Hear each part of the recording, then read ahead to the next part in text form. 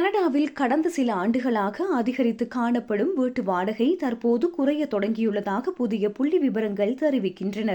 Rentals.Canada மற்றும் Urbanation வெளியிட்ட புதிய அறிக்கையின்படி கடந்த பிப்ரவரி மாதம் கனடாவின் சராசரி வாடகை 33 மாதங்களில் இல்லாத மிக குறைந்த மட்டத்தை எட்டியுள்ளது. கடந்த 17 மாதங்களாக கனடாவில் வாடகை தொகை தொடர்ந்து குறைந்து கொண்டே வருகின்றது. தற்போது கனடாவின் சராசரி வாடகை $2030 ஆகும். இது கடந்த ஜனவரி மாதத்தை விட 1.3% குறைவாகும். 6 ஆண்டுகளுக்கு பின்னர் முதன்முறையாக கனேடியர்கள் தங்களது வருமானத்தில் 30%க்கும் குறைவான தொகையை வாடகைக்காக செலவிடும் நிலை உருவாகியுள்ளது. இது நடுத்தர வர்க்கத்தினருக்கு பெரிய ஆறுதலாகும். டொரண்டோவில் வாடகை 7.9% குறைந்து சராசரியாக $2482 உள்ளது. வான்கூவரில் 7.6% வீழ்ச்சி ஏற்பட்டுள்ள போதிலும் இன்னும் கனடாவின் விலை கூடிய நகரமாகவே இது நீடிக்கின்றது.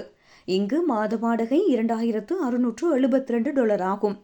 கனடாவில் புதிய வீடுகளின் வரத்து அதிகரித்துள்ள அதேவேளை வாடகைக்கான தேவை சற்று குறைந்துள்ளதே இந்த வீழ்ச்சிக்கு காரணம் என வல்லுநர்கள் தெரிவித்துள்ளனர்.